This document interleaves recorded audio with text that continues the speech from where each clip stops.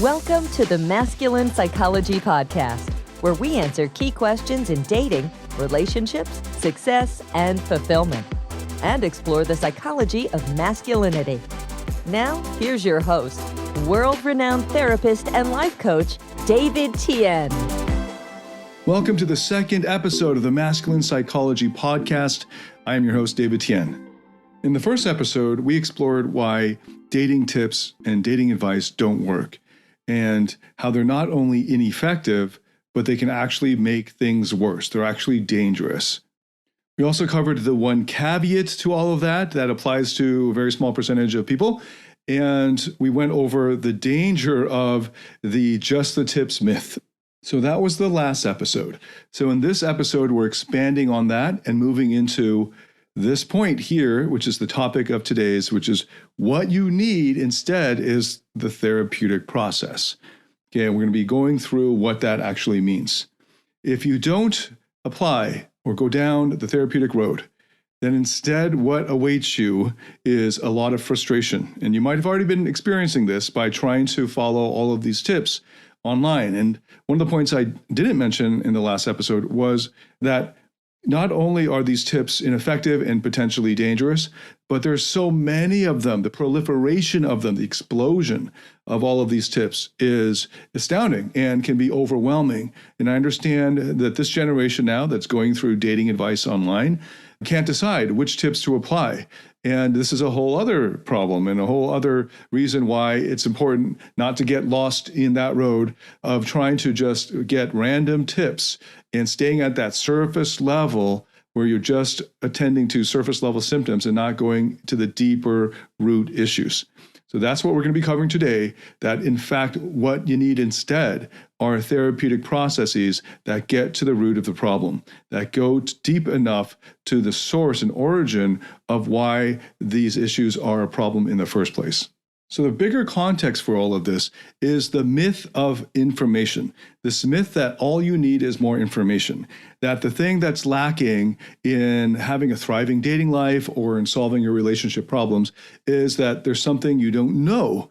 And part of the thing that is lacking, yes, is knowledge, but the knowledge of the information in and of itself is not going to solve the problem.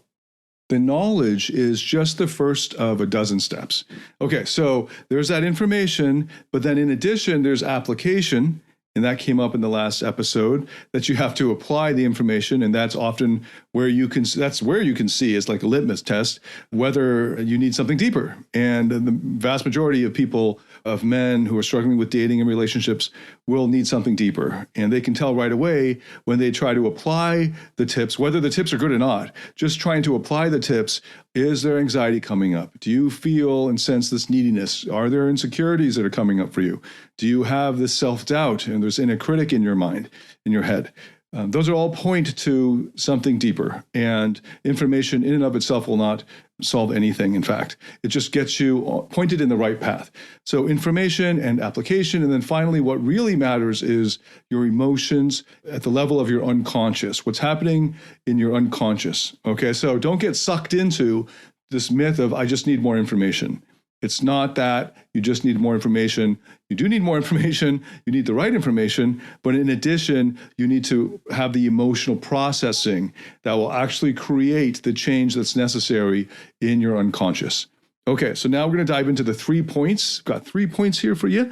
And the first point is basically a review of the last episode, which is, so we're going to go do this pretty quick. Treating surface level symptoms with repressive strategies is obviously a bad thing to do. And that's exactly what tips, tactics, strategies, and techniques tend to do. So the first problem is, like I said in the last episode, they may actually not work. Most of them are bad tips, so they're ineffective. But even if they were to work, if you had to exert effort at getting them to work, practicing them, trying them 10 times, 100 times to in the old pickup artist way of making them work through dint of hard work and perseverance, what you end up doing is simply treating the surface level symptoms with repression. The repression meaning those core insecurities that you had, that neediness, you just shove it down lower beneath the surface, further beneath the surface so they don't get to you, and you cover over them. with these coping strategies of trying to be more alpha or being more cool or copying, pasting texts, a response that you looked up online to whatever flirting thing, some test she gave you, that kind of BS, right? Or parodying some line that you read on some blog somewhere about the 7 tips to make women chase you. And having those is actually not authentic expressions of who you are or the thoughts or emotions that you have, but instead are more copy and paste from these dating tips. That will actually create just more repression. You're repressing, in case you don't know what repression is, again, when you're suppressing something long enough, it becomes repressed in your unconscious. So suppression's conscious, repression's unconscious. That's the first point. Treating surface level symptoms with repressive strategies are going to be the result of applying dating tips. So dating tips will lead to simply treating surface level symptoms with repressive strategies.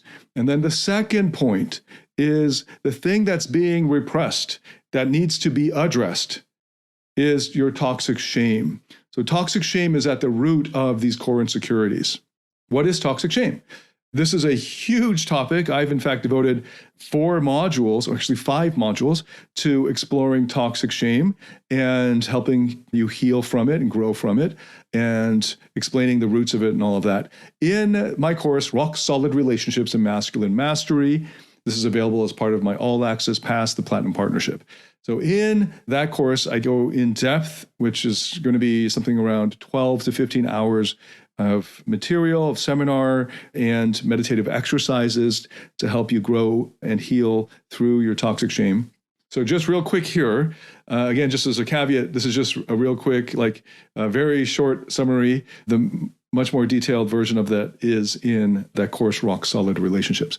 So what is toxic shame? Toxic shame can be boiled down to a belief, an ingrained belief that's deep in you that you are not enough. The belief being, I am not enough. Not that my behavior was not good or that this attempt at doing something failed, but that I am not good enough. I am the failure.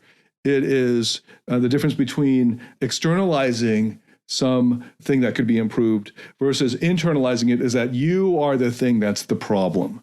You are the thing that's not good enough. So that's the root of toxic shame. This belief that at the core of it is this rock solid conviction that I am not enough. And the reason why that's so scary, and it might be obvious to you to think I am not enough that seems bad. But the reason why that's actually so bad is because of this other belief that's even deeper than that if I am not enough, then I will not be loved. Or if you were to combine those, and this is what I call the twin terrors, the twin fears of being not enough and not being not loved, combine those into I am not good enough to be loved. And that is the core fear that we were born with as newborns. Because in fact, if we were not able to be loved, we would die. We're not capable coming out of the womb of surviving on our own without help from others, especially adult others, especially a mother with breast milk or some kind of milk, because as a newborn, you can't even eat normal food. And in addition, you need skin-to-skin contact and all kinds of other things. In fact, that time of our lives we're incredibly vulnerable. So it makes sense that in our DNA, there would be this fear. Now, as we grow up, if we don't have the right type of parenting, and the vast majority, at 90% or more of all of us, had suboptimal parenting, that we would then develop these coping strategies to deal with that. And it's normal. I want to normalize this for all of us. It is normal to bear toxic shame. The question isn't whether you have toxic shame or not. Very, very likely you have it, and that you've been living with it for years and decades. The question is, what are you going to do about it?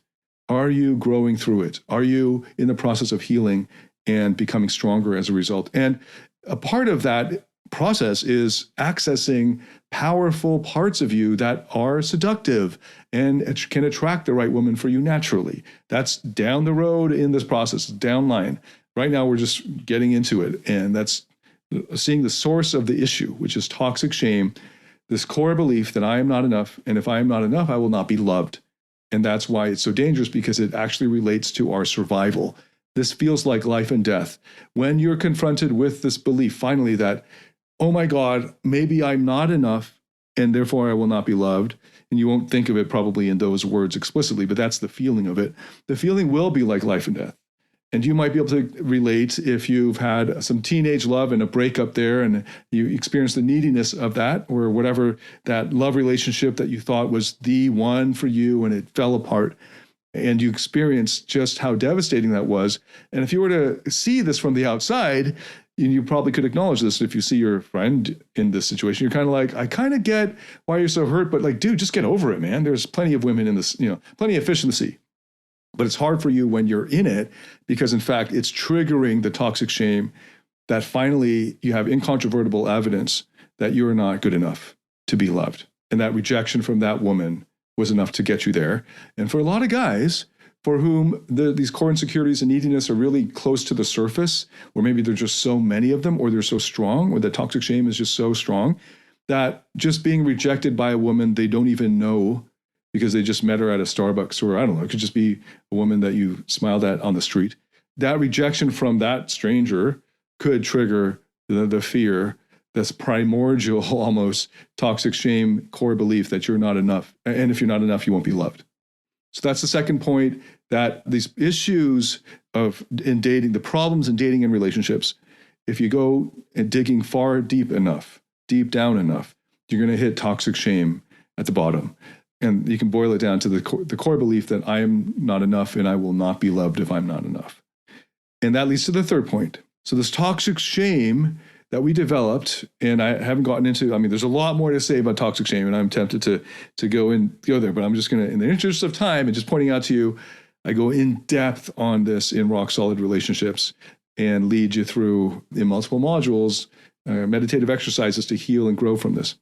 But the third point being, toxic shame leads to what we see as core, what we experience as core insecurities. So you notice we're not even at that surface level crap that these tips address, like what to reply on text, because that's useless, right? That actually will probably not work. But even if it does, it's going to take you down the wrong road and become more dangerous, and you'll have to undo stuff later.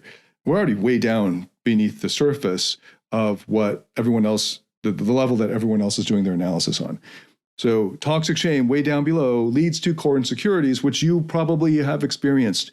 These are like the inner critic voices in your head that manifest as anxiety. You might feel this in your body when the thought of approaching an attractive woman who's a complete stranger will send you into anxiety of this kind of fear. And you have a fear response where your heart rate increases. You start to get some shortness of breath, right? And you want to run, or you get frozen. Right? These are all signs that these are core insecurities that come from the toxic shame, that's probably well repressed and hidden in you, of the fear that you're not enough and won't be loved. But that manifests as anxiety. It manifests as neediness, and you might experience this, especially when it comes to phones, messaging, that she takes X amount of time to message you back, to reply, and you're sitting there trying to calculate what would be a reasonable amount of time for her to reply, and when should you feel this anxiety or worry or nervousness, because since she hasn't replied in whatever amount of time. That's neediness. Okay, so there's lots of other manifestations of neediness. In fact, in a bigger, like a more global way, just looking up dating tips means it's very likely driven by neediness, right? Or dressing in a particular way to look more, or moving in a particular way to look more alpha, or to be more dominant, or to stand out more, often are manifestations of a core neediness that you think you're not enough just the way you are. Right, even getting a six-pack. Now, so all of these, they could be healthy motivations, right? You could just like dressing a particular way, and you just dress that way because you like it. Great. But if you're dressing that way, again, like if you're moving that way or whatever, so that you can be more alpha, so that you can then attract women, because you think that if you don't do that, then you won't be attractive, that you are not enough just in who you are. You're not worthy of being loved just in who you are. Then yeah, that's a reaction out of neediness. Same with the six-pack, like I mentioned. If the main motivation to get that six-pack is that you'll be enough for the woman that you want, which is normal, right? Like a lot of dudes, you see this all over the toxic manosphere of self-help, like self-help for men. It's all of this more toxic energy, which I get. It's kind of extreme warrior energy of just be your best self. And if you're not your best self, well, don't be surprised when she doesn't like you, right? That's very straightforward, really simple logic, but it's actually toxic, because what it's doing is, even if you were to become your quote unquote best self, then you're attracting a woman based on this thing, this best self of you. And if you're not, quote unquote, your best self, then you're not worthy of her being attracted and loving you anymore. Well, gee, that sounds really strange. That sounds like you're covering over your insecurities with the six-pack.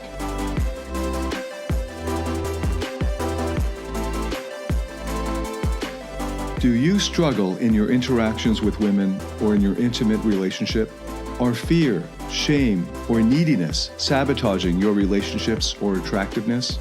In my Platinum Partnership Program, you'll discover how to transform your psychological issues, improve your success with women, and uncover your true self. Get access to all my current and future online courses by applying for the Platinum Partnership today at davidetiennephd.com/platinum. Right, and what if you get into an accident and can't work out anymore, or there's a pandemic and you can't get to the gym, or, I mean, the six-pack is a little easier to maintain in a pandemic, but like maybe you got these big muscles that it's harder to maintain without heavy weights, and now you come out deflated, and now you're not worthy anymore. And that's part of that. Even at the global level, there's neediness. And obviously on the interaction level of conversations, there's lots of obvious neediness, right? When you write long paragraphs back to her as texts in response to her one-line sentence or one word or one emoji as an obvious example of neediness, right? So those are more obvious levels of surface level symptoms of the neediness that if you trace it far back enough, that feeling of neediness can be traced back to your core insecurities, which come from the toxic shame. The neediness comes ultimately from an inability to meet your own needs. The reason that neediness is there versus the way that the pickup artists and other toxic man's advice approaches it, which is, they'll say, X behavior is needy, don't do X. Right? That's a super simple level of advice. But in fact, what really should be done is to figure out what needs are not being addressed there. So if she pulls back, do you feel like your need for significance and for certainty are not being met? And then ultimately your need for feeling enough and your need for love are not being met. And as long as you're trying to get her to meet your needs, you're always going to be in this situation where your own happiness and fulfillment and peace and calm is at the mercy of her, something outside your control. And it's just a cycle. So it might be that she does reply in that span of time that would make you feel comfortable. Well, then you haven't addressed the core neediness. You've just papered over it with a compliant woman.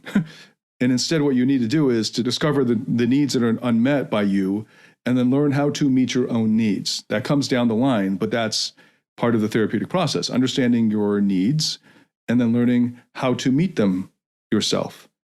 Ideally, the only surefire way of doing this is through your higher self or your true self. It also manifests, this toxic shame leads to core insecurities, which also manifests as discomfort with vulnerability because of fear.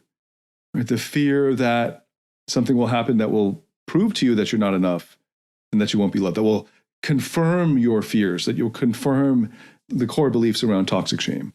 And that's why it's better not to even go there for these parts that are so afraid. But if they don't go there, they're never going to grow. They're never going to heal. And they'll never be able to release their burdens of shame. Okay, so that's what's needed. That's the therapeutic process in a nutshell. I haven't walked you through the brass tacks of it, but that's the bigger picture, which is instead of treating the surface level symptoms with repressive strategies, which is what tips and dating advice does, and that's the first point, instead of that, it addresses the core issue, which is toxic shame, which is the second point. The toxic shame and cashing that out as the core beliefs that I'm not enough, and that if I'm not enough, I won't be loved. And then that leads to the third point, that toxic shame leads to core insecurities, which manifest as anxiety, as neediness, as discomfort with vulnerability, as this fear in our unconscious about going there to our vulnerable places. Okay, so that's a recap of the 3 points that I want to share about the bigger idea here, which is that what you need is therapeutic processes. And I want to just wrap up with a story of a client. I'll call him Paul. And Paul came to us came to our company for coaching early on when we were doing more dating coaching. This is several years ago. And back then, a lot of more of our content was around the strategies and methods for dating, which makes sense. I mean, several years ago, I didn't understand what I'm sharing now at the depth that I do now, and I'm practicing now. So with Paul, he did really well through the brute force method, which is where you persist with hard work in practicing and applying the good advice, the tips that work, the tactics and strategies that work. And there's nothing wrong in and of themselves with tactics and strategies, right? Just let me address that along the way. Tactics, techniques, strategies, there's nothing wrong with them. It's sort of like learning a language, a foreign language, right? And some guys don't know the language. Like, so if you or 30 years ago were to go to Japan and upon meeting a business associate, you were to stick out your hand as a Westerner would do, that Japanese person might, if they don't have a lot of exposure to Western culture, might not know what you're doing. Why are you sticking out this dirty appendage to me? And instead, what you should be doing is what they're going to do, which is bow. And the deeper they bow, the more respect they're showing you and so on. And maybe you don't know this. And this is really simple. I think everyone can understand that, right? But you don't know it. So part of learning about the tactics, tips, and techniques and all that is learning how to speak the language of flirting, of dating. Don't just blurt out, would you like to go to dinner with me? That's just too boring. Here's a better way to do it. That's a little bit more fun and exciting. And no, school doesn't teach this to you. And some guys learn this instinctively, or maybe they picked it up from their dad or their older brothers or their sisters or whatever, because they were around it, or maybe they watched certain movies or whatever. But most guys don't, because most guys, whatever, they're spending their time playing video games and learning science and math, So it's totally cool to learn tips and tactics. The litmus test is how easy is it to apply for you? If it's simply a matter of information, like I covered in the first episode, then go ahead and use it. No big deal. It's just like learning a language. It's like learning customs or rituals and more efficient ways of doing things. More efficient ways around, for instance, exchanging business cards. You wouldn't think that that's creepy in in like a business social setting. You get like a crash course on how to do business etiquette. Here's how you, especially in Asia, you share your business card with two hands and it faces them. And there's a whole protocol to it. Learn that. It's a good thing to learn, right? Just business customs and stuff like that. You wouldn't think that that's creepy. Well, guess what? Like being able to exchange contact info with a woman without the awkward this and that and this and that is a good thing to learn. And so I got master classes on that. I actually have courses on dating skills at a deeper level in my more in-depth dating skills course called Invincible, which again is part of Platinum Partnership as well. And you can get that either separately or part of the Platinum Partnership. So Paul mastered the material in Invincible through the hard work method, not the natural, easy way where he learned it once and applied it that night. He had to actually practice this, any given technique, 100 times. But he did. And he was a very good student. And he was a very successful professional. And he was a hardworking guy. And he persisted and got it. And right around that time, we were incorporating more therapeutic processes into our group coaching. And he was attending that. But even though he was in the classes, the group coaching sessions for months and then years, he wasn't really paying attention to those sections. He really was still trying to persist with forcing these tactics and techniques to work. And of course, they were working at the early period of just getting attraction, just hooking up.